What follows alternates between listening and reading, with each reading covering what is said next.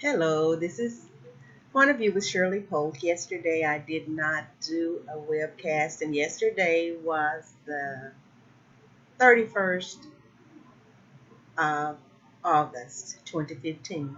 I didn't do a live webcast, but I don't like to miss webcasts, so today I'm going to do two, but these are going to be pre-recorded by the time you see them. But I was thinking, and I'm really particular about food, and I've been studying and practicing healthy eating for quite a while, and the moderations and everything that we should practice and all of that, and what's healthy for us, what's not healthy for us, what we should do in order to ward off disease and all of that. So today my topic is have the question came to me, are we what we eat? And then, of course, I found two great, great replies here to my question. Are we what we eat? And it says, yes, we are what we eat. And I have one from Eco Literacy, and I have one, I'm getting back to it, and hopefully I can, because I had pulled it up, and I don't know where it went to, but I had another good one. Are we what we eat? It stems on that question. But let me go ahead and do this one. Yes, here it is. Are we what we eat? And this is the first one is from an NBC News report. Okay, are we what we eat? Let me get to that. And I'm doing cold readings today. Said, Mom was right. You are what you eat. Mom was right. You are what you eat. And this is by David Katz. And he's a medical doctor, okay, MD. And came from Prevention Magazine. And he wrote this in 2010. I'm sure it's good for today. Okay. Okay. We are what we eat. We all heard it. And most of us probably don't quite believe it. After all, you've had French fries and didn't sprout French fry antennae, so we're not really what we eat, are we? Let's go on down a little farther with this, okay? We are. It's every bit as true as it is hard to see. Just as our homes are made from lumber without looking like trees, our bodies are made from the nutrients we extract from foods without resembling those foods. The nutritional content of what we eat determines the composition of our cell membranes, bone marrow, blood, and hormones. Consider what the average adult loses roughly.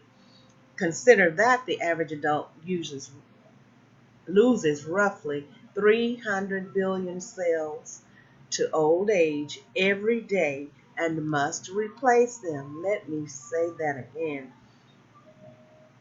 The average adult loses roughly 300 billion cells to old age every day and must replace them. Our bodies are literally manufactured out of the food we consume. Now that's why what we put in them is of the utmost importance, and why clean food is an urgent priority and junk food is neither cute nor innocuous. In short, our bodies are only as clean as the food we feed them. Wow, wow. What difference does that make? Nothing less than this. Our forks and our feet are the master levers of medical destiny. Let me explain. Okay, here we go with the explanation. Right, let me make sure that everything is going well here. Yes, it is. Okay. Before 1993, a list of the leading causes of death in the United States included heart disease, cancer, and stroke. But in that year, J. Michael McInnes, MD, and William Foage, MD, changed this paradigm when they published Actual Causes of Death in the United States in the Journal of the American Medical Association, which looked at the causes of these diseases. They concluded that fully half the annual deaths, roughly 1 million, were premature and could have been postponed by modifying behaviors, including smoking, diet and exercise, alcohol consumption, use of firearms, sexual behavior, motor vehicle crashes, and illicit drug use. Smoking and poor eating and exercise habits alone accounted for 700 million, excuse me, 700,000 premature deaths in 1990. Oh my goodness. In 2004, a group of scientists at the CDC revisited this issue in JAMA, and came to the same conclusion. This time, however, the toll from eating badly had gone up due to obesity and diabetes. Then last summer, CDC scientists published a paper in the Archives of Internal Medicine analyzing the records of more than 23,000 German adults enrolled in the European Prospective Investigation into Cancer and Nutrition Study, which is the EPIC, and investigated 4 behaviors. Are you eating well? Are you healthy, a healthy weight? Are you physically active? Do you smoke? Those with 4 good answers: eating well, body mass index below 30, active, not smoking, compared with those with 4 bad answers: not eating well, BMI above 30, not active, and smoking, were 80% less likely to have any major chronic disease. Now imagine if a pill could reduce our risk of dying prematurely from any cause by 80%. Now, you have doubtless heard of nature, genes versus nurture, environment. Okay? You've heard of probably, or doubtless, they say, you've heard nature, which is our genes, versus nurture, which is the environment. But this shows that lifestyle is so powerful, we can use it to nurture nature or influence our genes. Various studies have shown this, but Dean Ornish, MD, and his colleagues have produced the most compelling results. Assigning men with prostate cancer to a clean living intervention that included a wholesome, plant-based diet, regular physical activity, and stress management, they demonstrated a marked reduction in the activity of genes that can promote prostate cancer growth and a significant increase in the genes that are able to control it. That's the power and promise in clean living, so it helps to know what it means, okay? Is it organic? Not necessarily. Food can be organic without being nutritious. Think organic gummy bears, or nutritious without being organic, such as conventionally grown broccoli. Organic is a good thing, but it's not a summary measure of clean. That's something to know. Clean foods are minimally processed and as direct from nature as possible. They're whole and free of additives, colorings, flavorings, sweeteners, and hormones. Listen to this. Clean foods, we'll say that again, are minimally processed and as direct from nature as possible. They're whole and free of additives, colorings, flavorings, sweeteners, and hormones. And then he goes on to say, I particularly like foods with one word ingredients such as spinach, blueberries, almonds, salmon, and lentils. The longer the ingredient list, the more room there is for manufacturing mischief. Additions of chemicals, sugar, salt, harmful oils, and unneeded calories. And the more likely it is that you should step away from the package so that no one gets hurt. And he put an exclamation point behind that. Now, there's also strong evidence that, as a rule, the closer to nature you eat, the fewer calories it will take for you to feel satisfied. The reason? Processed foods often have low amounts of fiber and water, a high ratio of calories to nutrients, and a mix of tastes from added sugar, salt, and flavoring that overly stimulates the appetite center in the hypothalamus. Okay? Now, clean foods are the opposite. Lots of fiber and fluid, a high ratio of nutrients to calories, and free of added flavors, all of which send signals of satiety to your brain before you consume too many calories. All right. As an example, think of how many raw almonds you eat before stopping, then compare that to honey roasted almonds. Okay? The sugary coating spurs you to eat more. That is so true. That is so true. By eating clean, you control your weight permanently without feeling deprived or hungry or having constant cravings. So let's sum up the importance of eating clean. Our bodies are replacing billions of cells every day and using the foods we consume as a source of building materials. Eating well is part of the formula that can reduce our risk of any major chronic disease by 80%. That's 80%. And reach into our innermost selves to improve the health of our very genes. I recall my mother admonishing me, this is the author talking, as a child, to clean my plate because there were starving, he said, kids in China. These days, China, like us, has epidemic obesity. Forget about cleaning your plate. Focus instead on choosing clean foods to put on it in the first place. You know what's at stake: life itself, the liberty that comes with good health, and the likelihood of happiness. And this was copyrighted in 2012. And this is a great, great piece. And let's go on to our other piece, and I'll do one more. And that should suffice for me not doing the webcast yesterday.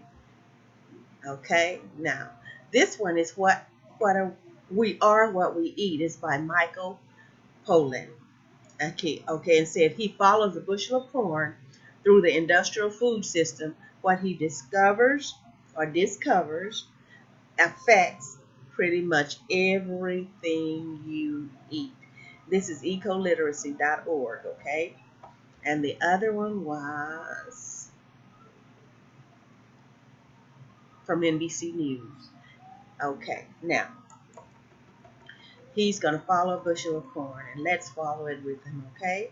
If you are what you eat, and especially if you eat industrial food, as 99% of Americans do, what you are is corn. And I have eliminated the corn from my diet almost, well, I would say 99%. And yesterday I had some chicken chili, and it had a little bit of corn in it. But as far as, oh, and I think the other day when I had the fish taco, I think that inside there, I think it had a little corn in there. But as far as eliminating corn, I've tried my best to eliminate that. Now, that's just me. I'm not speaking against corn. I'm talking about my preference, okay? Now, as I really love popcorn, but I haven't bought any and popped it in quite a while. Yesterday I was tempted to get some, but I did not get it. Okay, so it said we are what we eat. It said as 99% of Americans do, what you are is corn. Okay. Now, during the last year, he said, I've been following a bushel of corn through the industrial food system. What I keep finding in case after case, if you follow the food back to the farm, if you follow the nutrients, if you follow the carbon, you end up in a cornfield in Iowa over and over and over again. He said, take a typical fast food meal. Corn is a sweetener in the soda. It is the corn-fed beef, Big Mac patty, and in the high fructose syrup in the bun and in the secret sauce. Slim Jims are full of corn syrup, dextrose, cornstarch, and a great many additives. The four different fuels in a Lunchables meal are all essentially corn-based. The chicken nugget, including feed for the chicken, fillers, binders, coating, and dipping sauce, is all corn. The French fries are made from potatoes, but odds are they're fried in corn oil, the source of 50% of their calories. Even the salads at McDonald's are full of high fructose corn syrup and thickeners made from corn. Corn is the keystone species of the industrial food system, along with its sidekick, soybeans, with which it shares a rotation on most of the farms in the Midwest. I'm really talking about cheap corn, overproduced, subsidized industrial corn, the biggest legal cash crop in America. 80 million acres, an area twice the size of New York State, is blanketed by a vast corn monoculture like a second great American lawn. Wow, wow, wow. I believe very strongly that our overproduction of cheap grain in general and corn in particular has a lot to do with the fact that three-fifths of Americans are now overweight. The obesity crisis is complicated in some ways, but it's very simple in another way. Basically, Americans are on average eating 200 more calories a day than they were in the 1970s.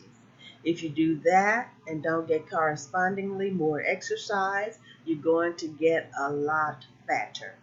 Many demographers are predicting that this is the first generation of Americans whose lifespan may be shorter than their parents. My goodness. The reason for that is obesity, essentially diabetes specifically. My goodness. Where do those calories come from?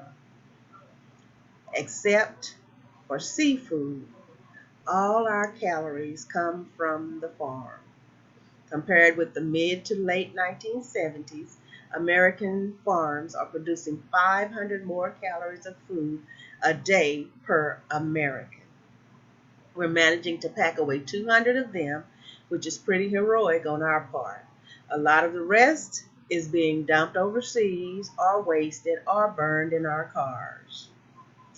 That's really how we're trying to get rid of it now in ethanol. The problem is that it takes almost as much or even more energy to make a gallon of ethanol than you get from that ethanol. People think it's very green fuel, but the process of making it is not green at all. And I researched that because I was thinking about doing and making it ethanol, but to me, it's not worth it because it is expensive to make.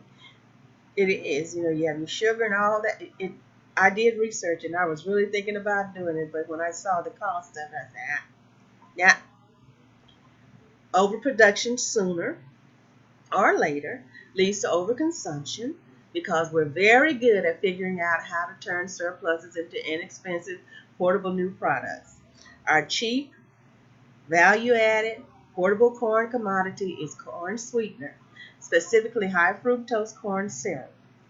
But we also dispose of overproduction in corn-fed beef, pork, and chicken. And now we're even teaching salmon to eat corn because there's so much of it to get rid of. My, my, my.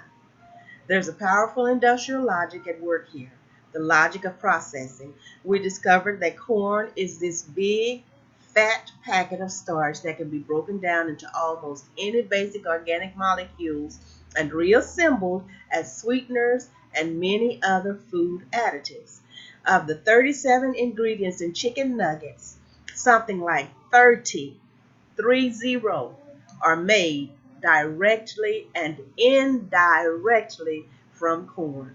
Now, he followed a bushel of corn, okay? Now, how do you get people to eat so much of this re-engineered surplus corn? That took the ingenuity of American marketing. One example is supersizing. We all know about the supersizing. And this is the author talking. He said, when I was a kid, Coke came in these lovely little 8-ounce glass containers. Today, a 20-ounce container is the standard size for soda. The idea that you could sell soda that way was an invention. It has a history, and you can find the individual responsibility. An ingenious movie theater manager named David Wallerstein, who invented the idea of supersizing and sold it to Ray Kroc, founder of McDonald's. How about that for history? Before you go out and sue McDonald's over the size of your waistline, consider that overproduction of cheap corn is government policy. It's done in the name of the public interest using our taxpayer dollars. American taxpayers subsidize every bushel of industrial corn produced in this country at a cost of some $4 billion a year out of a total of $19 billion in direct payments to farmers. Wow. But before you blame subsidies, okay, before you blame them for all these problems, keep in mind that agricultural overproduction is an ancient problem that long predates subsidies. In any other business, when the price of the commodity you're selling falls, the smart thing to do is to curtail production until demand raises prices. But farmers don't do that because there are so many of them and because they all operate as individuals without any coordination. So when prices fall, farmers actually expand production in order to keep their cash flow from falling. This economically and environmentally disastrous phenomenon has resulted in an increase in the American corn harvest from 4 billion to 10 billion bushels since the 1970s. That is super information. Now, how do we begin to change this system? First, we all need to begin to pay attention to the Farm Bill, working to develop farm programs that allow farmers to stay in business without falling into the trap of overproduction. Most city people don't realize the stake they have in it. They assume it's a parochial concern of members of Congress from farm states, but it's not. Listen, people, listen. If it were called the food bill, I think we would all pay a lot more attention to it and get a saner result. The farm bill sets out the rules of the game that everyone is playing in, whether you're an industrial or an organic farmer, whether you're eating industrially or not. The other thing we can do is become responsible consumers. I've never liked the word consumer. It sounds like a character who's using up the world rather than creating anything. I was at a gathering in Italy. This is the author talking, okay? Last October, where Carlos Petrini, the founder and president of Slow Food International, offered a wonderful redefinition of the word. He called the consumer a co-creator. I think that's exactly right. And we've seen why. With the organic movement, consumers and farmers have shown how they can work together as co creators of an alternative food system. We need to join together now to recruit a larger and larger army of co creators to rewrite the rules of the game and co create a different kind of food system. And this is an essay, and it said it was excerpted from an article that originally appeared in the New York Times Magazine. It is reprinted with the permission of the author, a contributing writer for the magazine. And then this was published in June of 2009. Wow, this is so interesting. Oh, I see these grapes talking about brain food. Oh my goodness. Let me go to that. Brain food. Ah, wow. I thought I was going to stop on that one. Wow. All right, I'm going to do this one. I have I have to do this one. talking about the Brain Food for Thought by Alan Green. Let's feed our children food that will nourish their brains, not harm them. And when I saw those grapes, I got a little excited, and I'll tell you why. What's on your child's plate today? And I told you the author, right? And this is ecoliteracy.org again. Okay, now, and I'm pretty sure if you know me by now, you know that I'll be using this site more and more. Okay, it is my strong conviction that children deserve a healthy breakfast to start their school morning right, and a healthy school lunch to fuel their growing and their learning. I have come to believe that nutrition plays a key role by providing them with a critical physiological foundation to help them succeed in school. Behavior and academic performance are significantly affected by the quantity and quality of the foods we provide children during the school years. Today, in the United States, 1 in 6 children suffers from a disability that affects their behavior, memory, or ability to learn. We spend more than 80, here's that 80, billion dollars each year to treat neurodevelopmental disorders. Diagnosis of attention deficit hyperactivity disorder, which is ADHD, alone are up to 250% since 1990. How much of a role does modern food play in this increase? Let's see. Children's brains are built differently depending on what they are fed when they are rapidly growing. Healthy brains are about 60% structural fat, not like the flabby fat found elsewhere in the body. I want to do a check here and make sure everything is still strong, going strong here. Okay. As the brain grows, it selects building blocks from among the fatty acids available in what the child eats. The most prevalent structural fat in the brain is DHA, docosahexaenoic acid. Okay, docosahexaenoic acid. All right. Now, one of the omega-3 fatty acids. Okay, so that's the DHA. Now, DHA is also a major structural component of the retina of the eye. A large number of studies have suggested that low DHA levels are associated with the problems with intelligence, vision, and behavior. And the reason I stumble over that is because I've never pronounced that word before, and I told you I'm doing a cold reading today, and I'm just thinking about DNA, and I can pronounce that. I can pronounce that, because I remember all about that during my study in nursing school and all of that, and in biology and all of that. So we know about that. But this DHA, it's different. It says one of the omega-3 fatty acids. Okay, and it said that the problems, these DHA levels are associated with problems with intelligence, vision, and behavior. That is super good to know. DHA is the most prevalent long-chain fatty acid in human breast milk, which suggests that it's intended for babies to consume a lot of it. Studies have shown that babies who have not gotten DHA in their diets have significantly less of it in their brains than those who have. My point here is not about the superiority of breast milk, but that growing children quite literally are what they eat. When you think about it, you begin to feel differently about cheap food, okay? About this instead of about it, okay?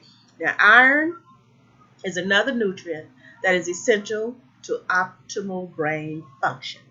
Here's a very interesting study reported in the December 2004 Archives of Pediatrics and Adolescent Medicine, the first to connect children's iron levels and ADHD. Okay, between March 2002 and June 2003, 110 children from the same school district in Paris, France, were referred to a university hospital to be evaluated for school-related problems. Researchers analyzed blood samples from 53 of these children who met the diagnostic criteria for ADHD and from 27 of the children who did not. The average ferritin, which is iron, level in the non-ADHD kids was normal. The author said kids, okay? Now, But the average level in the children with ADHD was about half that of the other children. Fully 84% of the children with ADHD were iron deficient. And the lower the iron levels, the worse the ADHD symptoms, worse hyperactivity, worse oppositional behavior, and worse cognitive scores. The stunning part of the study was that none of the children had iron levels low enough to indicate anemia.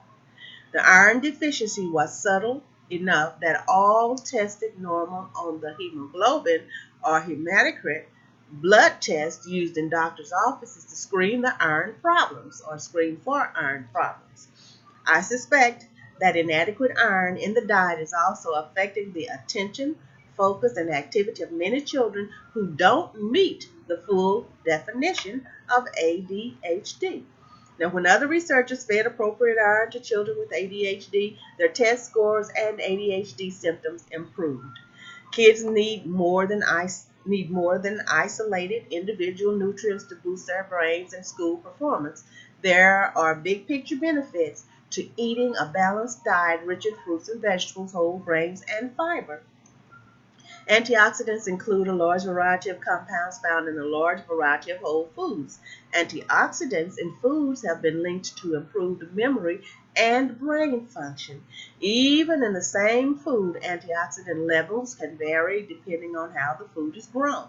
Organic foods, on average, are about 30% higher in antioxidants than are their non-organic counterparts.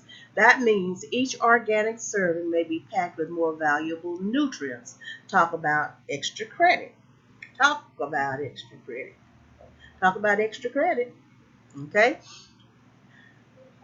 Organophosphates are the most commonly used insecticides in conventional chemical agriculture.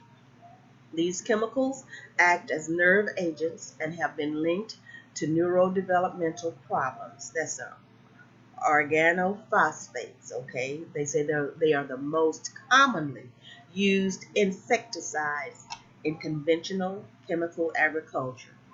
These chemicals act as nerve agents. I want you to get this really good, okay?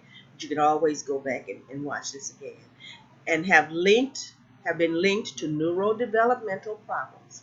Organically grown foods are produced without the use of toxic pesticides such as organophosphates. Okay, choosing organic foods for children can immediately and significantly decrease their exposure to organophosphate pesticides. That's good protection for the developing brain. It's elementary. Some are afraid that school children would have to eat unfamiliar and unappetizing foods in order to make a difference. Not so. A February 2006 study conducted by Dr. Chen-Sheng Lu and colleagues demonstrated an immediate and dramatic ability to reduce organophosphate pesticide exposure by simply or making simple diet changes in elementary school children. The researchers conducted this study with typical suburban children. The elementary school kids began eating organic versions of whatever they were eating before. For example, if they typically ate apples, now they got organic apples. Only if there was a simple organic substitution available for what the kids were already eating did they make a switch. I don't like this saying that word because the more you say it, then it might stick a little bit in your mind. I always say children, okay? But this is not my piece.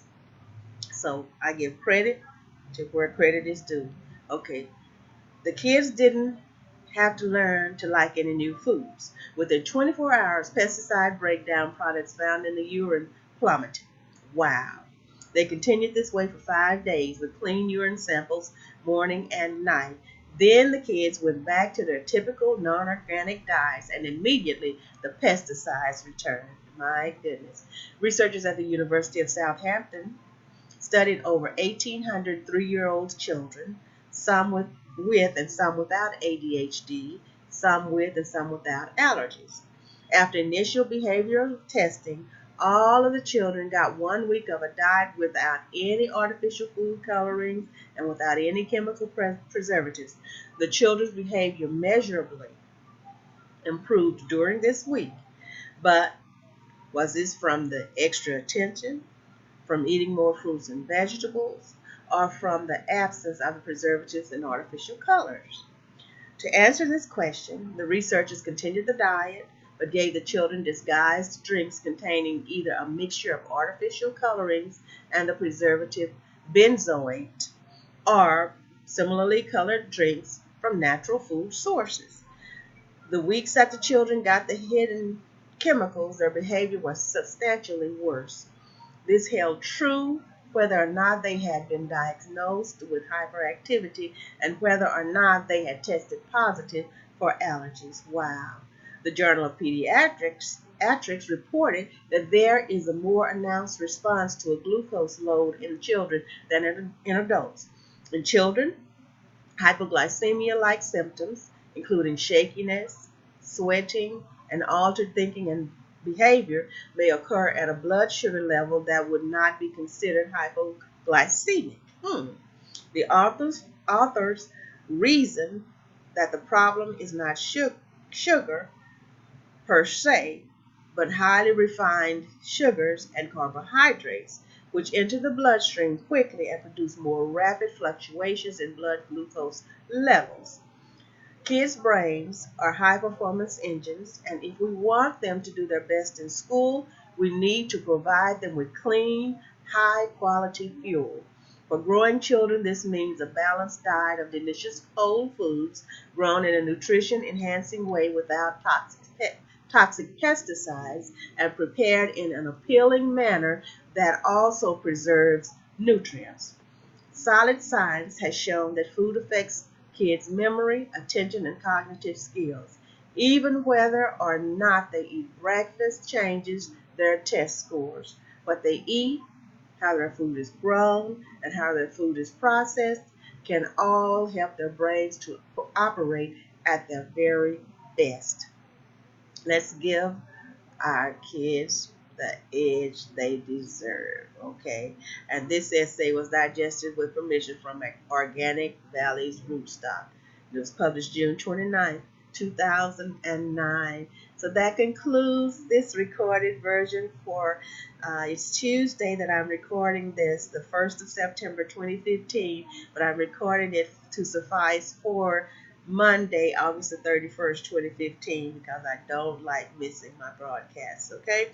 I love you. You can reach me at 214-943-9723, or you can email me, thepointofview1@yahoo.com, and I promise, God willing, I will get back to you, okay? And I should have had to say I promise, but I will get back to you. All right? Identify yourself. God bless you. I love you. I love you.